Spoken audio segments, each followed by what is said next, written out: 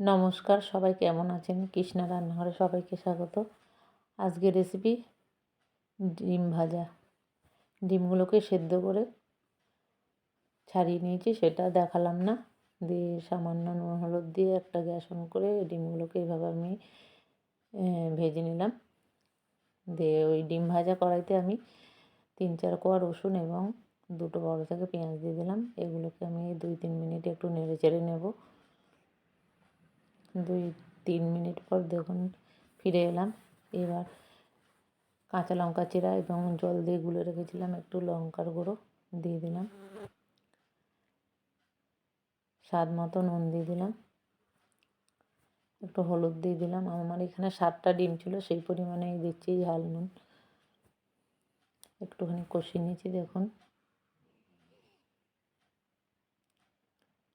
একটু কষানোর পর এবার আমি একটু জল দিয়ে দিলাম।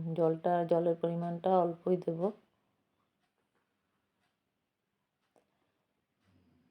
এবার সামান্য ফুটে উঠলে আমি ভেজে রাখা ডিমগুলো দিয়ে দেব।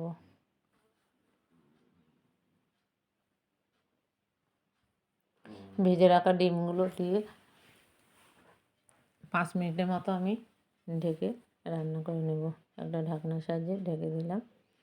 5 মিনিট পর ফিরে আসছি। দেখুন এইরকম হয়ে এসছে ভাজাটা। এবার একটু ধনে পাতা কুচি, শীতকাল তো, শীতকালে ধনে পাতা তো অ্যাভেলেবেল পাওয়া যায়। একটু ধনে পাতা কুচি দিয়ে 2 মিনিটের মতো রান্না করে নিলাম। দেখুন আমার রান্নাটা হয়ে গেছে, খুব সুন্দর হয়েছে। খেতেও কিন্তু ভীষণ ভালো হয়েছে। এই ভাজাটা না বিউলির ডাল বা কলার ডালের সঙ্গে খেতে ভীষণ ভালো লাগে। গরম ভাত থাকবে সঙ্গে। খেতেও খুব ভালো হয়েছিল, রান্নাটাও খুব ভালো হয়েছিল। আপনারা এভাবে একবার রান্না করে দেখবেন, আশা করি খুব ভালো লাগবে। ভালো লাগলে একটা লাইক করবেন, কমেন্ট করবেন। আর ইউটিউব থেকে দেখলে আমার ইউটিউব চ্যানেলের নাম কৃষ্ণা রান্নাঘর, আমার চ্যানেলটিকে সাবস্ক্রাইব করে নেবেন। তাহলে আমার নতুন নতুন রান্নাগুলো দেখতে পাবেন। আপনারা সবাই ভালো থাকবেন, সুস্থ থাকবেন।